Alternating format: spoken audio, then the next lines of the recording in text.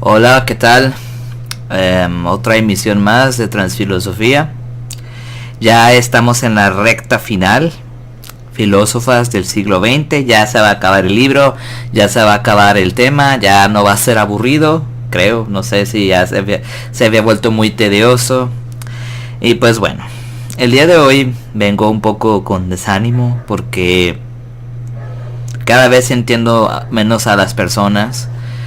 Bueno, diciendo, somos conciencia, somos libertad, sabemos pensar con acción, como este capítulo se titula, pero no entiendo por qué estamos más alejados de nosotros mismos, falta de autenticidad o yo qué sé, o lo que sea. Ahora, entiéndese autenticidad no como una abstracción lejana a nosotros, sino algo que tiene que ser vivido, algo que tiene que ser pensado, algo que se tiene que sentir y algo con lo que se tiene que actuar. Ya el ternario, siempre lo he dicho, si no existe eso, pues nada.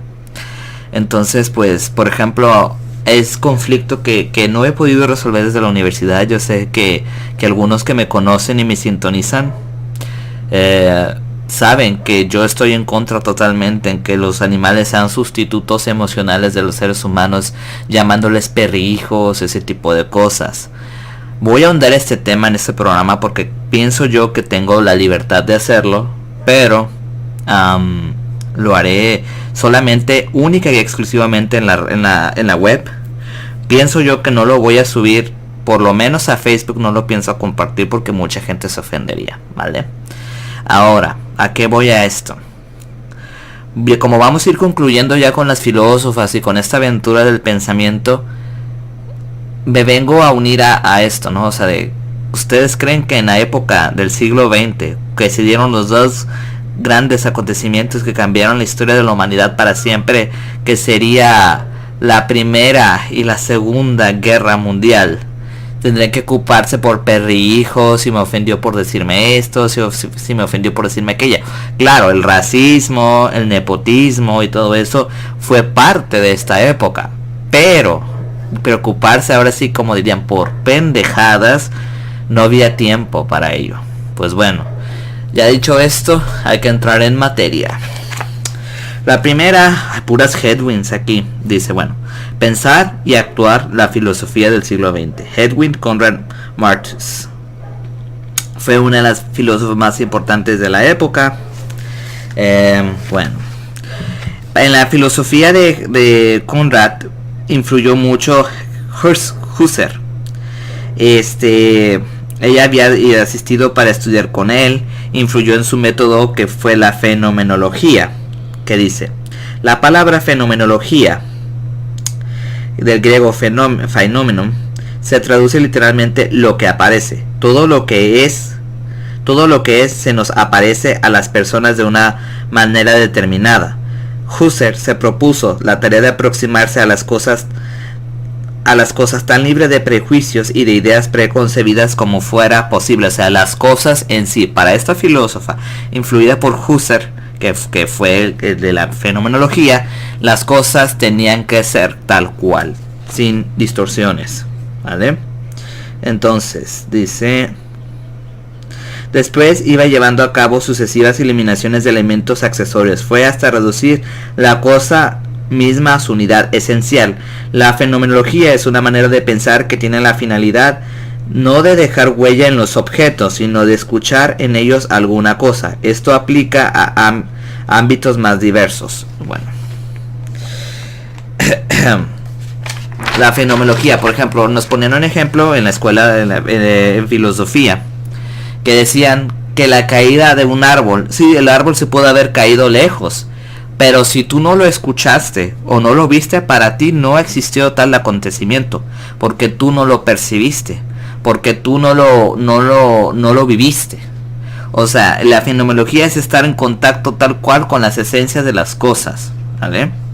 Dice, para la fenomenología, cualquier persona, cualquier objeto de nuestro entorno más íntimo o más lejano es un fenómeno, una cosa que aparece. Siempre hay algún contenido fenomenológico que llena nuestra conciencia. Estos contenidos están en el centro de investigación de Husserl. son los temas de debate. Konrad Martius se dejó arrastrar por la fascinación de Husserl por los fenómenos. Encontró en la filosofía su razón filosófica. Quería investigar el ser de las cosas, la esencia del mundo real. Su filosofía tenía que ser ciencia de la esencia. Dice, ¿qué pasa con la realidad en sí misma sin la acción del ser humano? Todo lo que es, dice Konrad, tiene por sí mismo una esencia. Por eso se diferencia una cosa de la otra, un ser humano de otro. Cuando nos encontramos con una realidad de hecho o solo de pensar que podemos encontrárnosla, nos preguntamos qué hace que sea tal como es en sí misma. O sea, cada fenómeno tiene su esencia en sí misma. ¿Qué es lo que lo hace ser real? ¿Qué es lo que lo hace ser perceptible? ¿Vale? Todo lo que existe, es decir, todo lo que generalmente es, posee una base más profunda, un ser, así como lo ve Konrad Martius. Pero Konrad también se dirige su mirada filosófica hacia otro tema que forma parte de los problemas centrales de la historia de la filosofía, el tiempo. Hay que entender claro, aquí la fenomenología, la conciencia, el tiempo, el existencialismo fueron temas centrales del siglo XX, para irnos contextualizando. ¿Por qué? Porque ya ven que fue lo del positivismo, luego fueron lo de las guerras. Entonces, después de todo eso, ¿qué le quedaba al ser humano? Pues volver a reestructurar su existencia. Pero bueno, eso fue un paréntesis. Aristóteles y sobre todo el filósofo medieval Agustín ya se ocuparon intensamente del fenómeno del tiempo. El presente o el tiempo que estamos viviendo en este preciso instante es el más inabarcable de todos. Siempre que somos conscientes del presente que ha pasado otra vez y por tanto ya es pasado. O sea, esto es complicado, pero lo que yo puedo interpretar o entender es que no podemos analizar el presente. Cuando analizamos el presente ya se convirtió en pasado, ¿vale? Dice, pero Konrad Martius dice que el tipo de presente fijo que se une al presente que se escapa, y el pasado y el futuro se encuentran en el presente fijo y veloz, y de este modo lo que podemos vivir y experimentar. De hecho, solo vivimos el presente, aunque esto sea imposible en realidad. El presente es el lugar donde el pasado y el futuro se encuentran. Cuando supuestamente estamos viviendo en el presente, recordamos o vemos hacia el futuro. Es decir, el presente es una línea que separa el pasado y el futuro. Es un intermedio, pero ese intermedio es imposible de percibir o de ver, ¿vale? Dice, para Konrad Martius todo se reduce al tiempo y la vida en una realidad supraespacial y supratemporal, que en su filosofía es Dios. O sea, eso ya como fue influenciada por San Agustín, a lo mejor quizás tengan más de connotaciones religiosas. Dios tiene el grado de realidad más elevado de todos y no está supeditado ni al tiempo ni al espacio. O sea, que a Dios no lo puede influir ni el pasado ni el futuro, ni siquiera el presente, porque Él es todo. O sea, para Él no hay tiempo, para Él no hay caducidad. ¿Ok? O sea, Él es en sí la esencia real de las cosas, que no está influenciado ni por el tiempo, ni por el pasado, ni por el futuro, ni por nada de eso. La obra principal de Konrad, El Ser, no pudo ser publicado hasta 1957. Un año más tarde, El Espacio, 1954, ya se hubiera publicado El Tiempo. Martius fue también conocida por su actividad de conferenciante y por sus colaboraciones en diversas revistas. Y por último, El Ser. Nunca será superfluo comenzar de nuevo, desde un buen principio. La filosofía primera tiene ya como objeto, según Aristóteles, el ser tal como tal.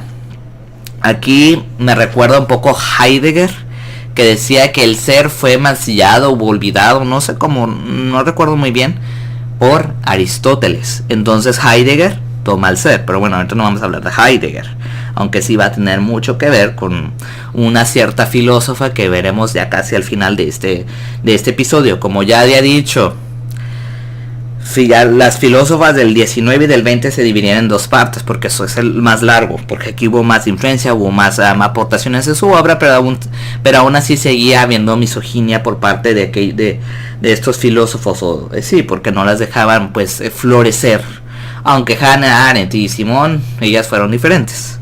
Pero bueno, eso es para hacer hincapié nada más. El ser tal cual como es como ente, pero esto significa no el ente en tanto que es esto o aquello, sino justamente en la medida que es un ente, por tanto, según su ser, o sea, no como es, sino qué es, sino cómo es. Es complicado, pero bueno, eso es lo que escribió Hedwig Conrad Martius. Ahora vamos a Edith Stein. Yo a Edith Stein la conocí por un maestro que yo tuve en la universidad hace tiempo, que hablaba sobre la empatía, la conciencia, la fe. Ella era judía y se hizo el cristianismo, y de hecho pues la mataron en los campos de concentración, en las cámaras de gas.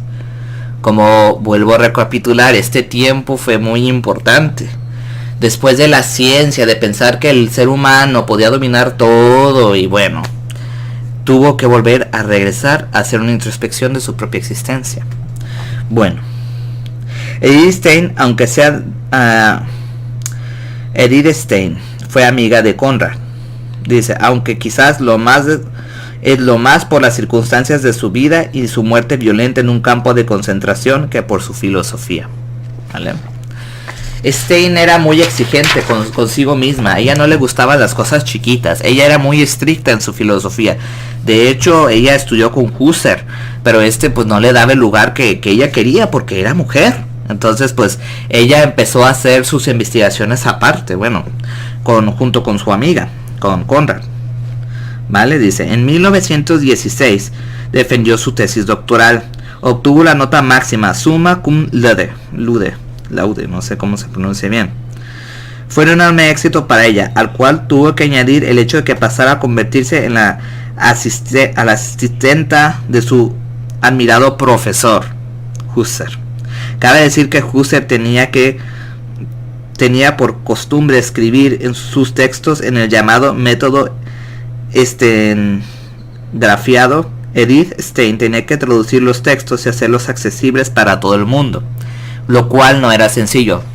Voy a contar un poco de mi historia en filosofía. Yo también tuve esa parte de ser asistente de mi maestro. De alguna manera aprendes mucho, pero va a haber siempre como una separación, ¿vale? Después de, bueno, no siempre vas a estar de acuerdo y se va a dar la separación.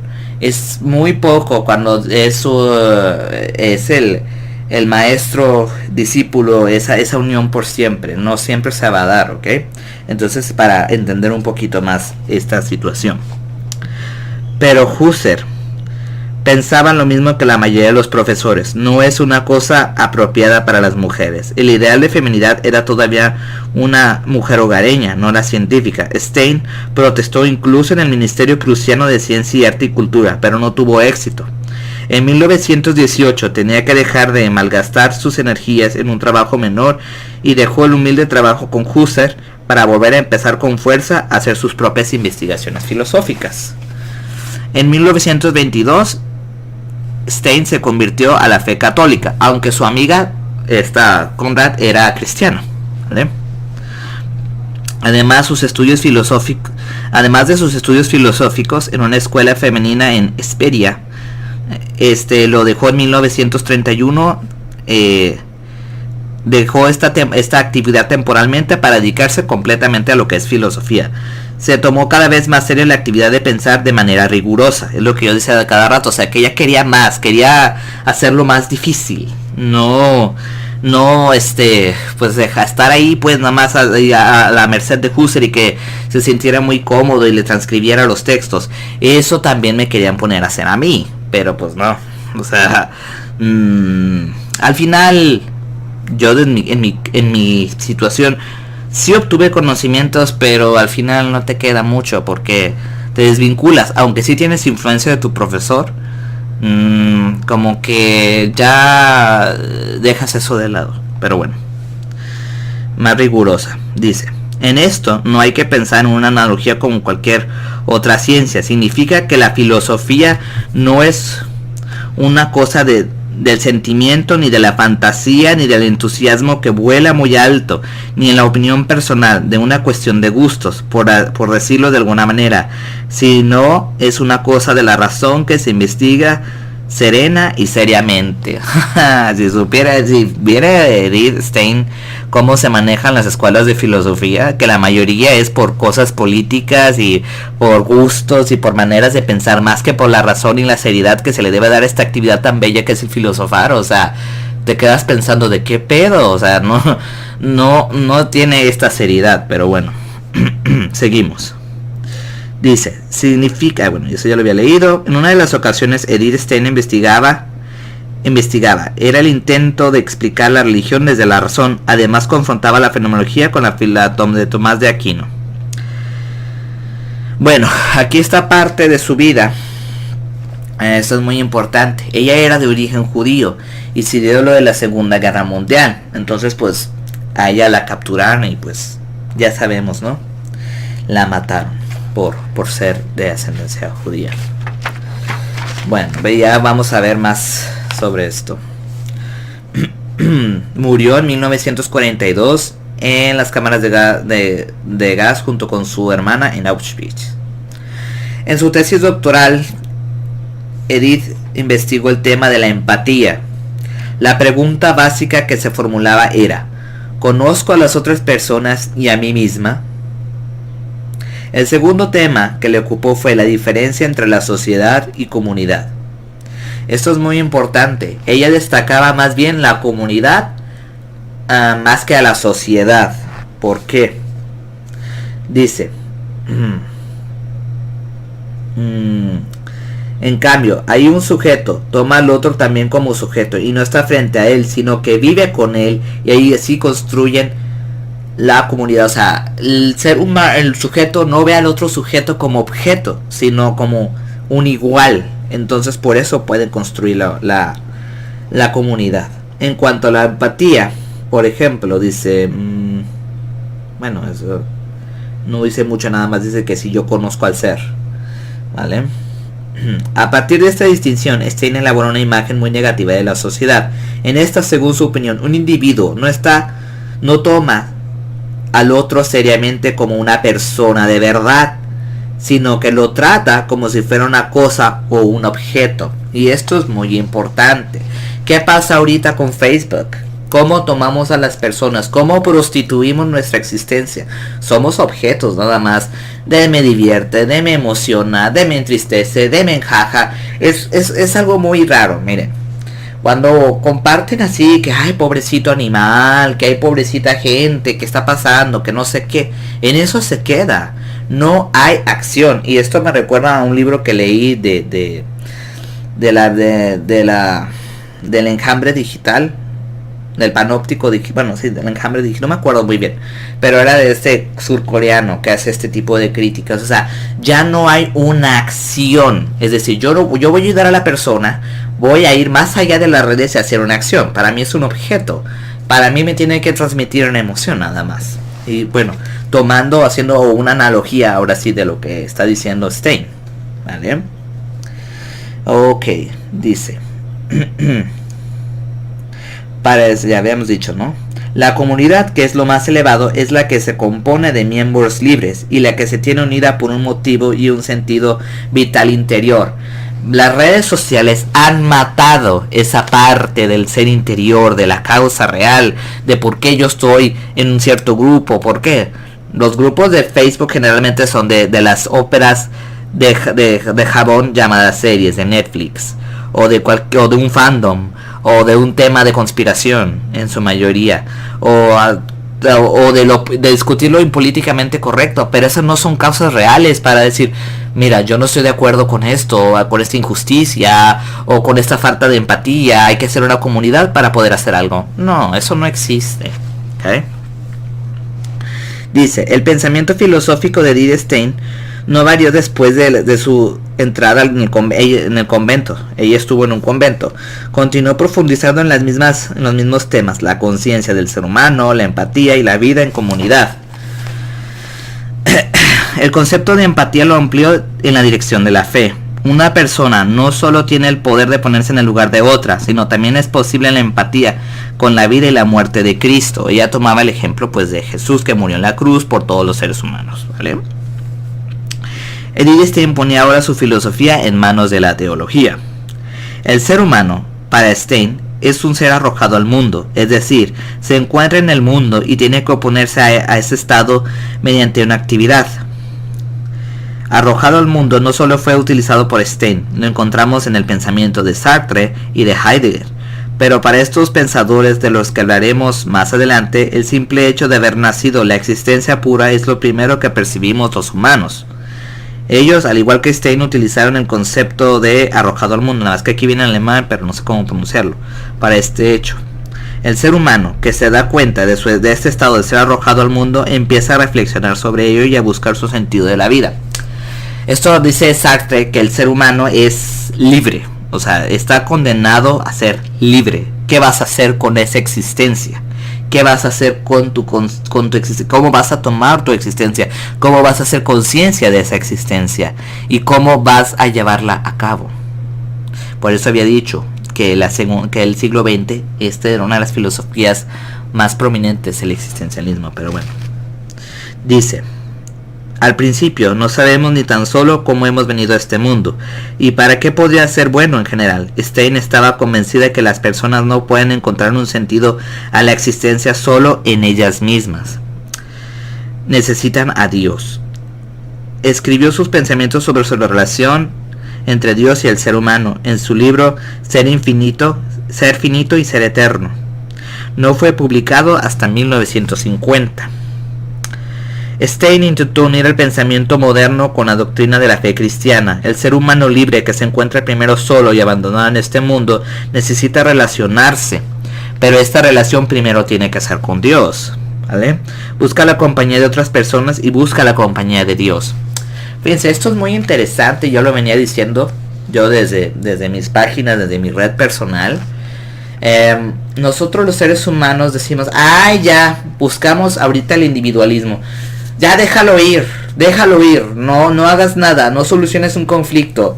Por lo que decía hace rato, nos ofendemos ahorita por cualquier estupidez, que rompemos relaciones, que rompemos el contacto humano y cada vez estamos más aislados por esos mendigos aparatejos del demonio. Sí, del demonio digo esto porque nos alejan cada vez de nosotros mismos, no por la connotación del diablo, Satanás o ese tipo de madres, sino porque ya no te necesito, te sustituyo por un aparatejo. Y a la hora de querer resolver problemas también, por medio del WhatsApp, por medio del Messenger, y se acabó, ya no te quiero volver a ver. Y dejas a personas lastimadas y a personas rotas porque no eres capaz de confrontar eso. Esto lo vengo hablando desde el tema del existencialismo, pero bueno. Dice: sin esta compañía primigenia, nada tiene sentido. Los seres humanos no pueden estar solos. Eso es una gran mentira. En internet te venden esa mentira de estar en soledad y que no sé qué y bla bla bla y que yo puedo solo. No es cierto, es una mentira. ¿Por qué creen que Facebook tiene tantos adictos? Habemos tantos adictos a las redes sociales en el mundo. Porque se saben de esa necesidad. Pero bueno, dice: el ser humano no es un ser aislado, no permanece solo en una isla solitaria, no es un sujeto que tan solo responde de sí mismo, sino que es un sujeto que busca la unión con otros sujetos. Pero la unión que constituye la base primordial de la vida es la unión con Dios. Sin ella uno se siente desarraigado y solo.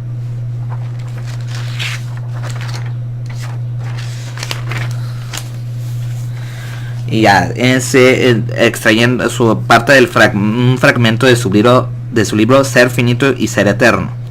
Porque al hecho innegable de mi ser es fugaz y se expande sin cesar y se encuentra expuesto a la posibilidad del no ser.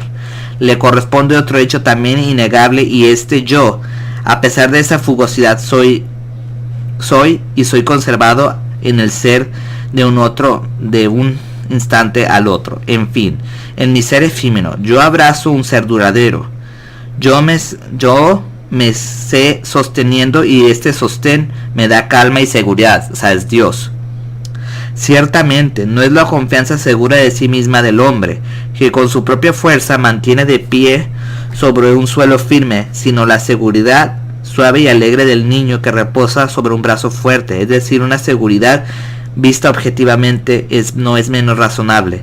En mi ser yo me encuentro entonces con otro ser que no es el mío, sino que es el sostén y el fundamento de mi ser, que posee en sí mismo en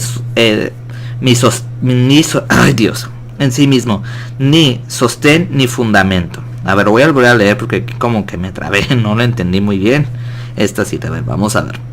En mi ser yo me encuentro entonces con otro ser que no es el mío. Aquí está hablando de la empatía, ¿vale? Del ser humano, sino que es el sostén y el fundamento de mi ser, que no posee en sí mismo ni sostén ni fundamento. Aquí está hablando ya de Dios.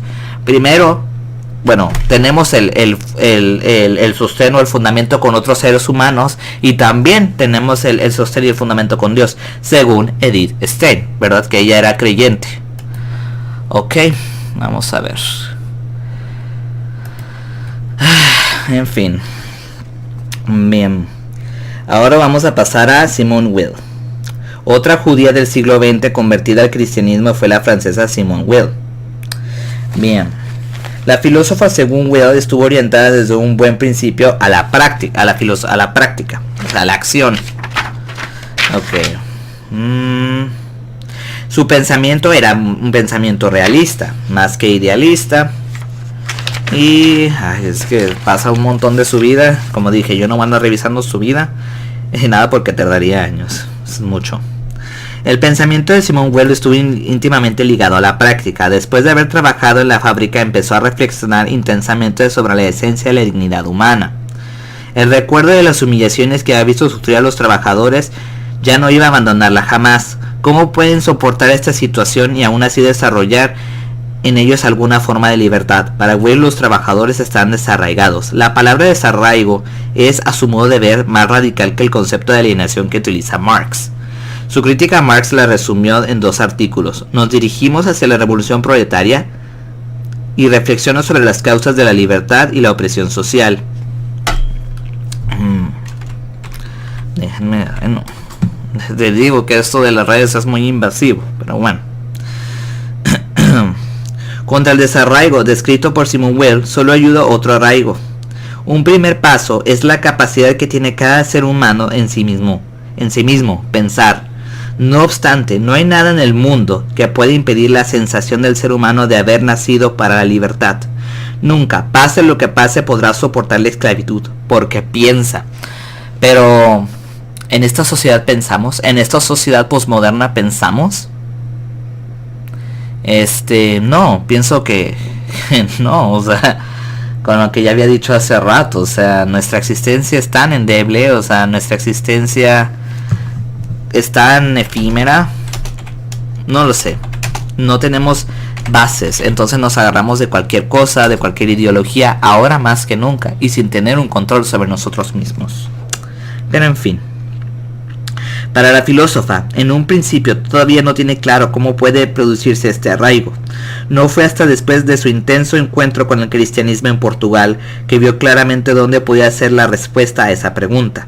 En su libro Amor a Dios y la desdicha, ya lo indica. La tesis de Weil es que solo la desdicha más profunda cabe la posibilidad de ver aproximarse a Dios desde la lejanía. Así que el camino libre para un nuevo arraigo. Así queda el camino libre para un nuevo arraigo. El lugar en el que esté puede producirse es Dios.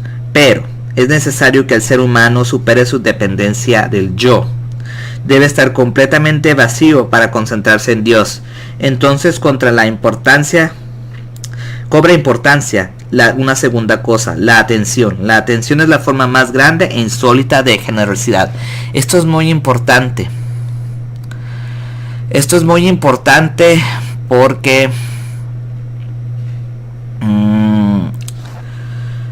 la generosidad la atención es lo más importante. ¿Por qué creen que todos estamos pegados a Facebook y a las redes sociales? La atención. WhatsApp. ¿Por qué creen que le damos a aceptar o agregamos a personas que ni conocemos, que ni sabemos quiénes son? Porque buscamos esa compañía, buscamos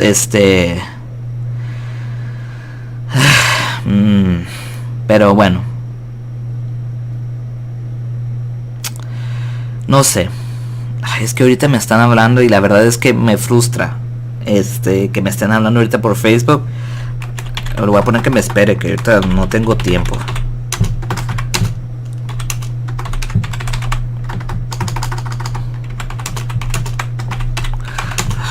Te contesto.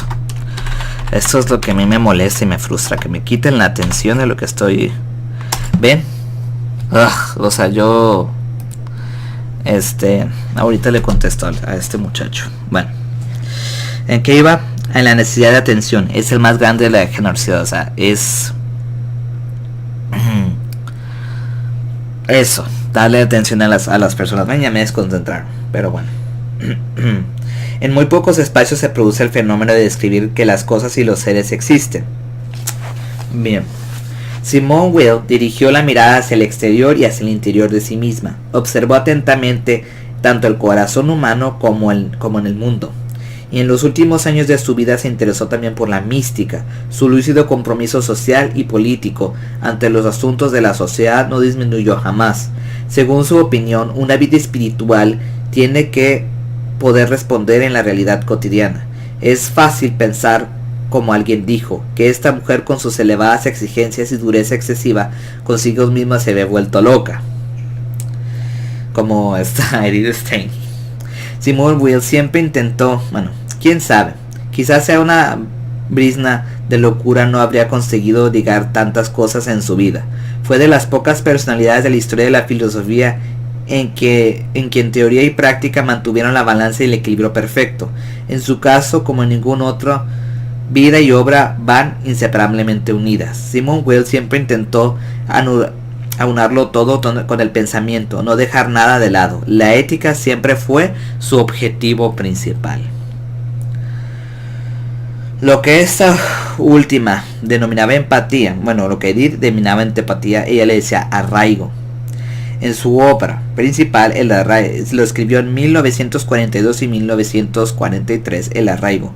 Traducción en español fue Echar raíces. Las dos pensadoras confluyeron así en la elaboración de conceptos muy similares, como ocurrió con dos filósofos conocidos de la época, Heidegger y Husserl.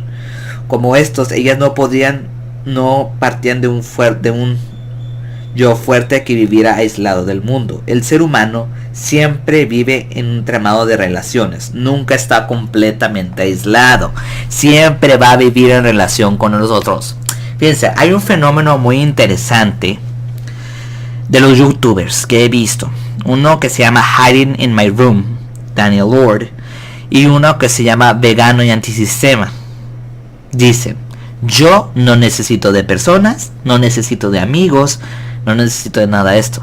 Pero ¿por qué explican? Bueno, Daniel Lord más que Vegano y Antisistema, pero también él lo hace por lo mismo. Su vida. ¿Por qué explican su vida? Porque necesita que alguien los escuche. O sea, esa dependencia está implícita, natural, está ahí, implícita. O sea, no podemos vivir lejanos del ser humano. ¿Por qué creen que yo hago esto? ¿Por qué creen que existe la radio, el streaming, los videos? Porque queremos transmitir algo, porque queremos ser parte del mundo. Por eso. Y esto es bien importante y hay que entenderlo. No podemos vivir aislados, ¿vale?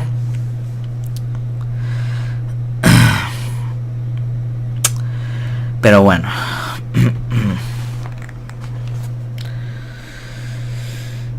Dios, a ver.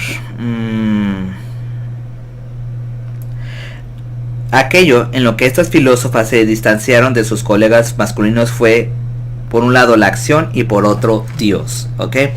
Husserl y Heidegger iban más a lo abstracto, pero ellas iban más al mundo. Entonces por eso es que se separaron de ellos, ¿vale? Es como si en este momento de la historia de la filosofía se hubiera llegado a un punto trascendental en el que el yo que estuvo tanto tiempo en el centro del pensamiento, ya no se aceptara ahora sin dudar de su consistencia. De este modo sitúan en primer plano la necesidad del ser humano de relacionarse, ya que solo, aislado, no podría existir. Se interesan por la diversidad de disciplinas filosóficas que concurren en su vida cotidiana, pero para ellas la ética no es tan solo una parte de la filosofía, sino su centro. Ok, como que ya parece más comprensible ahora sí las filosofías del siglo XX y ya se atañen más a nosotros. No importa tanto eso es lo que yo venía discutiendo, o sea, porque yo, bueno, voy a hablar un poquito más de mi vida personal para poder explicar un poquito mejor esta parte. Yo tengo conflictos ahorita con una amiga porque ella piensa que la autenticidad y la trascendentalidad la va a encontrar en un estadio, en una dimensión abstracta. No, eso se forja con la acción. Ella me dice, no, es que tú no actúas, que no sé qué. Pues ella se está contradiciendo, porque la autenticidad no está en otra dimensión, no está en no sentir, en no convivir con los demás, sino en eso, en relacionarse, el estar ahí. Y ahora que me estoy dando cuenta que todo esto de las redes sociales, desgraciadamente, se han convertido como en un parásito, porque están ya pegados a nosotros y sin ellos no tenemos existencia, la verdad. Hay algunos atrevidos que sí se alejan de todo esto. Es muy importante entenderlo. Esto de las redes sociales es una ilusión nada más. Yo le había dicho, es una Matrix dentro de otra Matrix dentro de otra Matrix. Porque nos venden la idea de estar unidos, pero no es cierto. Estamos más aislados y solos que nunca. Pero bueno, ya esto lo puse como ejemplo para que se entendiera mejor lo que quería decir. Bien, voy a leer es un fragmento del libro de ella. Es El amor a Dios y la desdicha. En el ámbito del sufrimiento, la desdicha es algo diferenciado, específico, irreductible, algo muy distinto y del simple sufrimiento. Se adueña del alma y la marca profundamente como una marca que solo a ella pertenece, la marca de la esclavitud.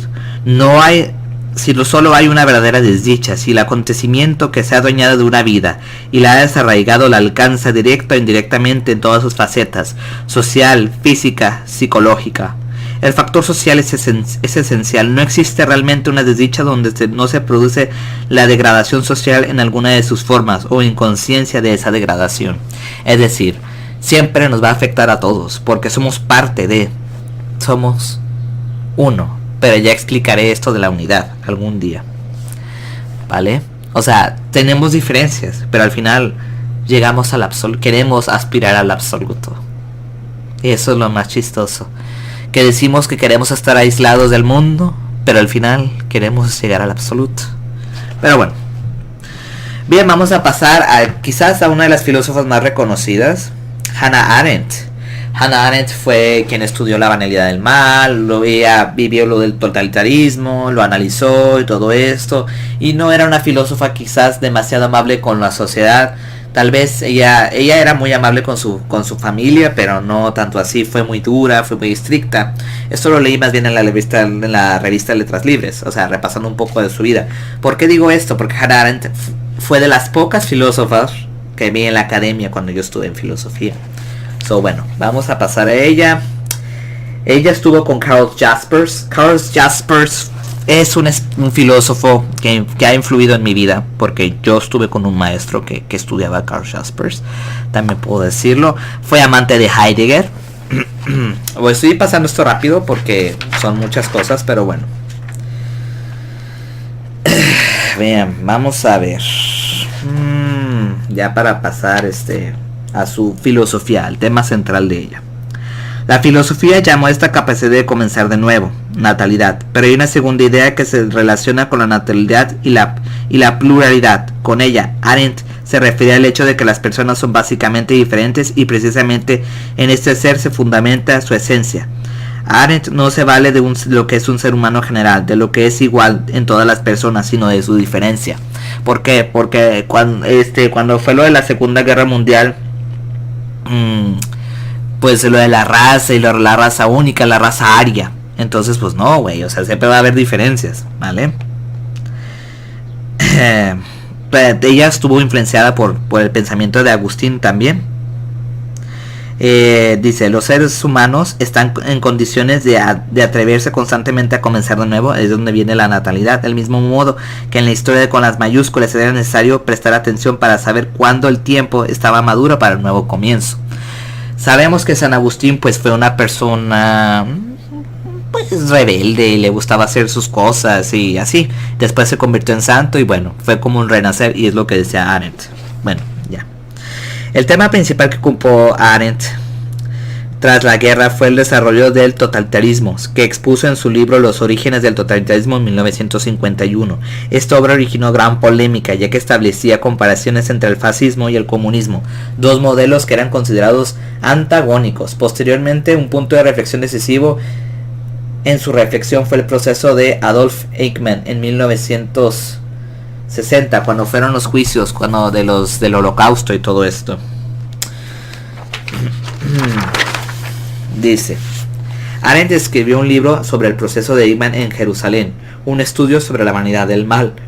Naturalmente, el título no tiene que decir que el mal sea banal. Arendt quería indicar que esta expresión que los individuos ejecutan actos malvados pueden ser banales, y a menudo lo son. A partir de entonces se inició una reflexión sobre la posibilidad del ser humano de hacer el mal. Arendt llegó a la conclusión de que tenía que existir una relación entre reflexionar y actuar. Eichmann, tal como lo había visto en Jerusalén, le parecía un sonámbulo, un hombre extraordinariamente irreflexivo. En los juicios de Nuremberg, no sé si así se llama, se sabe correctamente, ellos decían y argumentaban que ellos seguían órdenes, o sea, matar judíos, eliminarlos, todo eso, es que era una orden, era parte de la ley de aquel entonces, pues tenían que ejecutarlas. Por eso decían que eran seres irreflexivos, o sea, si sabías que estaba mal, pero no hacías nada. Entonces, por eso ya decía que, pues, la banalidad del mal, ¿vale? Pero a los ojos de Arendt, la reflexión no debe confundirse con la estupidez. Toda persona, independientemente de su coeficiente intelectual, puede reflexionar. Arendt define el acto de pensar como un diálogo con uno mismo, y se remetía a Sócrates. Va de nuevo. Seguimos con las filosofías primeras y todo esto. ¿Por qué lo digo? Porque como que la filosofía se ha olvidado de su origen últimamente en las academias. Quieren estar al pie de las ciencias para no sentirse totalmente relegadas, para no sentirse totalmente desprovistas y olvidadas, ¿vale? Entonces, pues bueno, eso es haciendo un paréntesis. El filósofo griego había descrito como el instante más emocionante el momento que al llegar a casa, después de las tareas del día, sí, por las tareas del día en la película, ahí la esposa lo regaña, bueno, según eso, ¿va? Porque no hacía nada más que andar retando a la gente. Encontró a alguien que la esperaba como en un rincón de la habitación. Era su otro yo. Al atardecer, Sócrates se sentía obligado a rendir cuentas ante sí mismo sobre lo que había pensado y había hecho durante el día. Entonces él se ponía a hacer un examen de autoconciencia. ¿Qué hice bien y qué hice mal? No era su esposa. Eso es lo único que recuerdo de la película, perdón, pero me da mucha risa. En fin, entonces él hacía su examen de conciencia, se ponía así, bueno, esto hice bien, esto hice mal, yo me equivoqué, etc. ¿Ok? Es decir, llevaba a cabo podríamos decir, un tipo de examen de conciencia. En el ser humano mismo hay una instancia, según Sócrates, que se lo aconseja, le anima o lo veta. En los años posteriores, Arendt volvió a pensar siempre a este tema. ¿Cómo se interrelacionan el hecho de pensar y actuar? ¿Cómo los seres humanos ¿Cómo llegan los seres humanos a pensar? ¿Cómo efectúan los procesos mentales? ¿Y cómo finalmente llegan a ser juicios? La experiencia forma parte de las condiciones indispensables para toda actividad filosófica. Sin relación con la práctica no surge ninguna filosofía que merezca ser considerada con seriedad. Sin la posibilidad de práctica, esto ya no sé cuántas veces, no que 1 trillón de veces, desde que estaba en la facultad, lo repetía y lo vuelvo a repetir. Y como que se adueñaron de la idea y como que todavía no les queda claro. Déjense de abstracciones pendejas, déjense de creerse en lo que ya no es, de Sócrates, de eso. No, el problema aquí de esta época contemporánea es que todo quieren rápido y todo quieren ya. No pueden dejar que madure, que la verdad se asiente. No, se lo quieren tomar rápido, rápido, rápido, rápido. Y se quedan con la primera idea que ven. Y eso es el problema de esta época, ¿vale? Ay, es que ahorita me enoja ver todo. O sea, como que ya te vas abriendo la conciencia y... Pero bueno. Pero las experiencias del mundo cotidiano no son suficientes. A saber, debemos retirarnos de vez en cuando al mundo del pensamiento para mantener la conversación a solas con nosotros mismos. Después podemos volver a aparecer en público, dispuestos a asumir la responsabilidad de las consecuencias que resulten nuestro pensamiento. La responsabilidad. ¿Desde cuándo se viene repitiendo esto de la responsabilidad?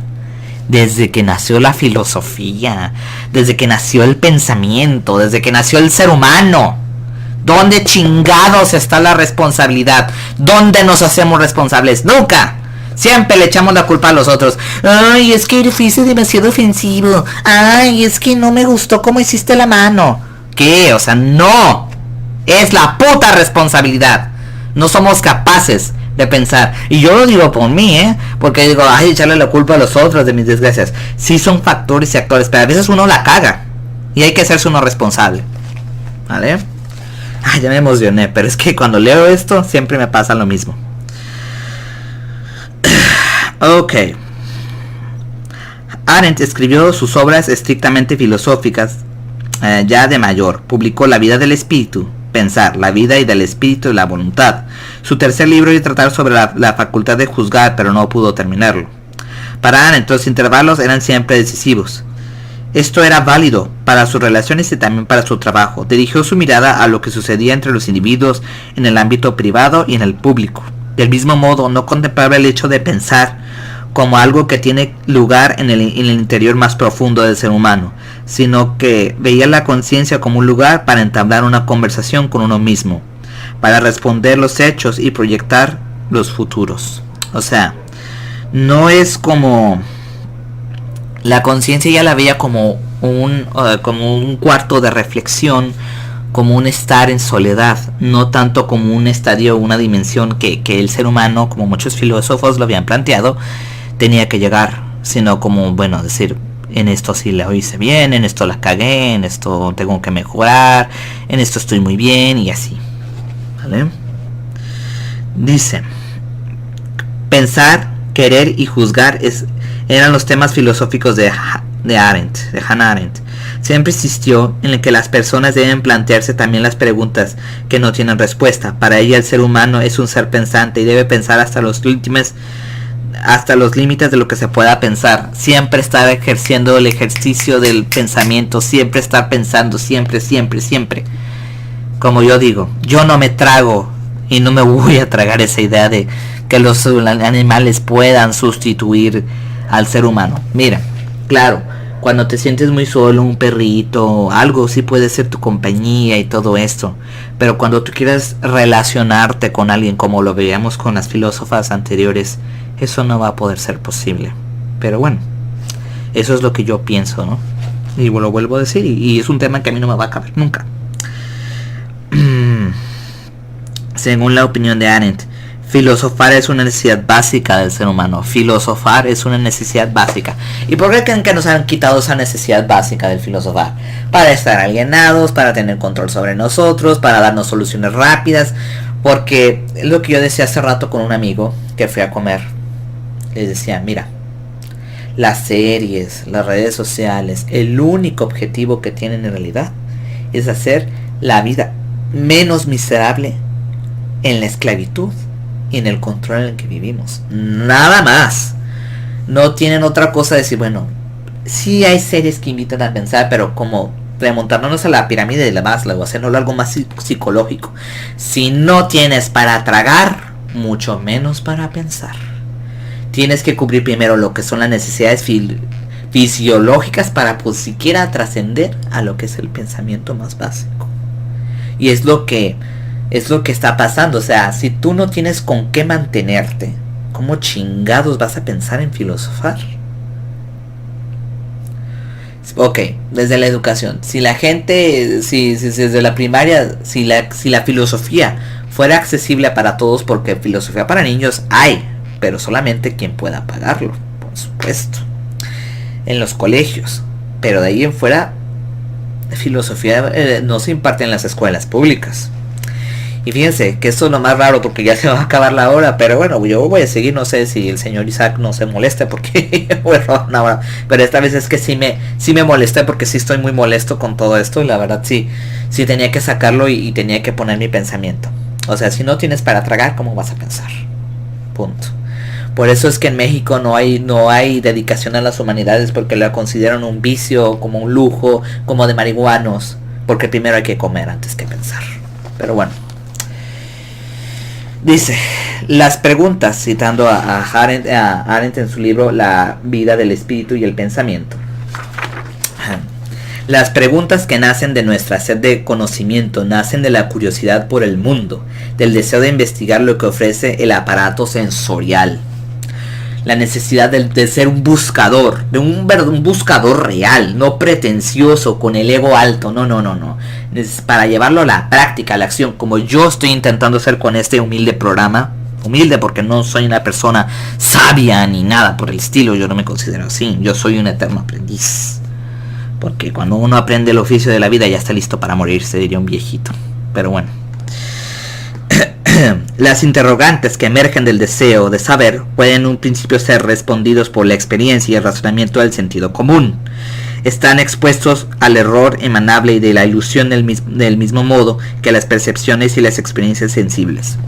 O sea, no sé quién dijo, no sé si fue mi hermano, no sé, decía que en este mundo solamente la vida está llena de ilusiones. Y puede ser que sí, nos ilusionamos de muchas maneras, pero cuando tratamos de romper esos esquemas de ilusión, nos damos cuenta de lo que es real y no gusta. Por eso mucha gente, yo vuelvo a lo mismo, prefiere vivir en las óperas de jamón para no sentirse más miserables de lo que ya están. En fin. Dice, sin embargo, los interrogantes que surgen del pensamiento cuya formulación reside en la naturaleza misma de la razón,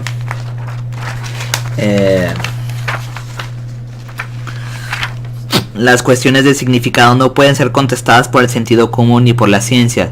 Su forma más refinada, al plantear la incontestable pregunta del significado, los hombres se afirman como seres interrogativos. Tras las preguntas cognitivas para las que se halla respuesta, los hombres acechan aquellas que no la tienen, que parecen completamente vanas y que siempre han sido denunciadas como tales. Siempre hay que cuestionar, nunca hay que quedarnos nada más así, cama, pues no. Por eso nos han quitado esa facultad de pensar, todo lo queremos instantáneo, rápido y ya, pero pues no, como ya lo habían diciendo, los horarios, a mí por eso me da un chingo de hueva entrar a trabajar, porque digo, perder esa libertad de pensar, porque trabajar es una forma de esclavitud, no tendríamos por qué trabajar. Bueno, ya no me voy a poner muy marxista ni nada de eso, pero bueno, ya dejándolo de un lado, o sea, ya poniendo algo más real, si la comida fuera accesible para todos, el agua, la necesidad más básica, ya la tecnología y todo eso es punto y aparte. No tendría que existir este tipo de esclavitud y podríamos dedicarnos más al pensamiento. Pero bueno, las necesidades creadas pues nos obligan a trabajar. Y bueno, ya aquí viene a plantear lo que es el existencialismo. Primero fue con Søren Kierkegaard, aunque muchos dicen que no fue existencialista, fue Camus y Jean Paul. Pero me voy a apurar porque el tiempo ya se me acabó. ya me robé más, y ya con la última de esta primera parte, Simone de Beauvoir, Badiou, no sé cómo se pronuncia. Ella fue amante de Jean-Paul Sartre, ella fue pionera del feminismo, pero ella también decía de la acción. Por eso dicen de actuar, pensar y actuar. Bien. Políticamente, Sartre y Beauvoir fueron comunistas, aunque se recelaban de ellos. Para el partido no tenía suficiente conciencia de clase. Bueno, la burguesía y todo ese tipo de rollos. Pero no vamos por el pensamiento de ella exclusivamente. Beauvoir partía de la pregunta de cómo podía ¿cómo puede una persona encararse con la muerte si ya no cree en Dios? Dice, el ser humano es lo único que existe en trascendencia en absoluta. Ella era atea. Beauvoir vivió esta soledad del individuo muy intensamente, así que no es de extrañar que situara la subjetividad en el centro de su pensamiento. O sea, para ella, al contrario de las filósofas antes citadas, no existía Dios. El ser humano estaba solo en el mundo y él solito se las tenía que arreglar. Bueno, el ser humano, no quiero poner aquí, no quiero dañar esta parte del género, así. Vale. Bien.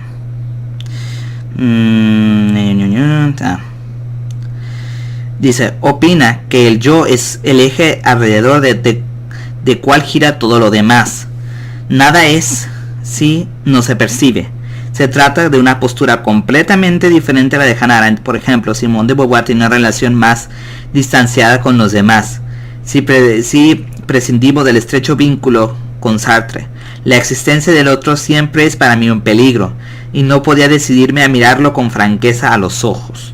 Aunque esto cambió con el tiempo y evolucionó en sus planteamientos individualistas y fue asumiendo una dimensión más social. O sea, como que ella, pues sí, la existencia de uno mismo, el otro, pues shushu, ¿no? Pero después se hizo más social ella. Reconoció que justamente la existencia de otras personas representaba un reto en sus reflexiones. Creía que debía incluir la comunicación y la interacción con nosotros en su filosofía. En su ensayo citado, Beauvoir ¿por qué los ponen con su nombre? ¿Por qué no los ponen en español? Pero bueno, Beauvoir se ocupa de la cuestión sobre lo que sucede cuando las personas actúan. Se preguntan sobre el porqué de su acción. Vamos con lo mismo, la acción. En principio, así de buenas a primeras no hay una respuesta para esta pregunta. Por lo tanto, el ser humano podría caer en la pasividad y no esforzarse más. Para Beauvoir piensa que los individuos en sus acciones tienen normalmente un objetivo que va más allá del momento. Desean alguna cosa más que simplemente desean alguna cosa más que estar, trabajar, dormir y disfrutar. Somos más que trabajar, dormir y disfrutar. ¿Por qué? Porque no tenemos más trascendencia en la vida, y ahorita menos. Y ver óperas de jabón llamadas series en Netflix. El ser humano es para Beauvoir un ser que no es real hasta que se hace. Aquí ya viene lo del segundo sexo, cuando decía una mujer no nace, se hace.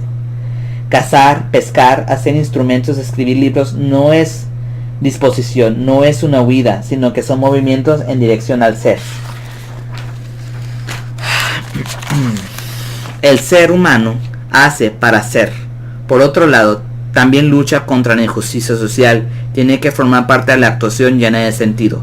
El ser humano en su actuación va más allá de la pura facticidad. Llega también a los otros. Se convierte en un ser social. Va de nuevo. O sea, primero ya decía no, que el ser humano es su propia existencia, y ya después lo reconsidera. Y la sociedad dice, es que tiene mucho que ver en la formación del ser humano, tiene que ver mucho con su construcción. De ahí es cuando empiezan las teorías feministas, la construcción de la identidad del género, etcétera, etcétera, etcétera. Dice, las cuestiones de la ética están en la base del existencialismo de Beauvoir. Cree que no solo nos afectan a nosotros, sino que el género humano, ya que decidimos desde la libertad absoluta de la especie humana. El ser humano es pura libertad, y de esta libertad que surge la necesidad de crearse cada una de sus propias normas de actuar éticamente. Somos libres los seres humanos, pero tenemos que establecer reglas para la actuación, según Beauvoir. Esto lo compartía con Jean-Paul Sartre, que fue su amante, meramente. Decía que el ser humano está condenado a ser libre. ¿Vale? El ser humano es pura libertad, ok. Éticamente. En su ensayo por una moral de la ambigüedad, Beauvoir explica detalladamente su ateísmo. No puede haber para ella ningún Dios omnipotente puesto que anularía la libertad del ser humano, sin la cual no puede entenderse. Aclara en el libro que precisamente en el momento en que el ser humano niega un Dios, todo su ser es llamado a intervenir para hacer la realidad el bien. O sea, que el ser humano, para poder hacer el bien, no necesita de una intervención divina, ni de un Dios, ni de un nada. porque tiene la libertad de hacerlo. Posee una ética para hacerlo, ¿vale? Dice... No hay ninguna ley divina, ningún mandamiento que pueda sustituir la propia responsabilidad del ser humano. Otra vez con el tema de la responsabilidad. ¿Por qué nos es tan difícil ser responsables? ¿Por qué nos es tan difícil tomar, decir, bueno, responsabilidad es responder? Es decir, yo, fulano, fulana de tal o fulano, como te quieras definir, soy responsable de lo que hago. Es muy difícil, pero bueno. Solo depende del sentido de la vida. Es completamente razonable que la iglesia jamás aceptara una afirmación como esta, ya que si lo hiciera, perdería su poder. La iglesia ha perdido su poder por muchas y muchas cosas más terribles. Pero es cierto, o sea, si pues para poder ser libre tú no necesitas de ninguna intervención divina, pues no tienen caso de ir a rezar. ¿Para qué el temor a Dios? No decir, bueno, yo no lo hago porque en los creyentes, en su ética, pues establecen a Dios. O sea, decir, bueno, yo no lo hago por temor a Dios. Eso quiere decir. Bien. Simone de Beauvoir consiguió fama mundial con su libro de 1949, El segundo sexo, uno de los libros más que han influido en el desarrollo del feminismo moderno. Es un libro sobre la mujer, la cual Simone, el segundo sexo, porque siempre se define en relación al hombre. Beauvoir opinaba que la diferencia entre el hombre y la mujer no está tan condicionada por los aspectos biológicos como por los aspectos sociales. El eterno femenino es una mentira, ya que la naturaleza desempeña un papel muy ínfimo en la evolución de una persona. Somos seres sociales, por lo tanto, la feminidad es, por así decirlo, una etiqueta que te imponen encima. Nada debería impedir que las mujeres proyectaran ellas mismas como lo hacen los hombres. La mujer también se crea su ser. Ella tampoco está determinada desde un principio, sino que tiene sus posibilidades de ser. Para Simone de Beauvoir no se nace mujer, se llega a serlo. Y esto de su expresión para una moral de la ambigüedad. Solo el hombre puede ser un enemigo para el hombre. Solo él puede ocultarle el sentido de sus actos de su vida, porque solo a él le compete confirmarlo con su existencia, reconocerlo efectivamente como libertad. Cada uno depende de los otros, y lo que me sucede por intermedio de los otros depende de mí en lo que respecta a su significado. No se soporta una guerra, una ocupación como se soporta un terremoto. Es necesario tomar partido a favor o en contra y en mérito. Es necesario tomar partido a favor y en mérito. A ello las voluntades extrañas devienen favorables u hostiles. Ya hemos visto que mi libertad exige, para llevarse a cabo, desembocar en el porvenir abierto. Son los otros hombres quienes me despejan el porvenir. Son ellos quienes constituyendo el mundo de mañana definen mi futuro. O sea, para entender esto, yo junto con nosotros voy a construir, voy a hacer. Y yo tengo que también tengo que tomar responsabilidad de mi libertad. Hacer algo para llegar a realizar unas acciones orientadas a un objetivo y proyectadas al futuro no era solamente, como hemos visto, el contenido del pensamiento de Simone de Beauvoir. Parece que es una de las características fundamentales de la filosofía de las mujeres en los tiempos modernos. Realizar acciones orientadas a un objetivo y proyectadas a un futuro. O sea, llegar a la acción, a la responsabilidad y a la libertad. Así culmina la primera parte de de las filósofas del siglo XX.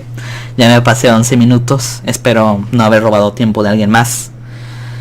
Y bueno, hasta aquí la primera parte de lo último ya del siglo XX. Ya vamos a concluir esta aventura del pensamiento de las filósofas, que ha sido exhaustivo, ha sido cansado y es algo muy nuevo. Es como probar una comida y querer comer más, pero tener que asentarla porque si no pues te vas a empalagar, ¿verdad?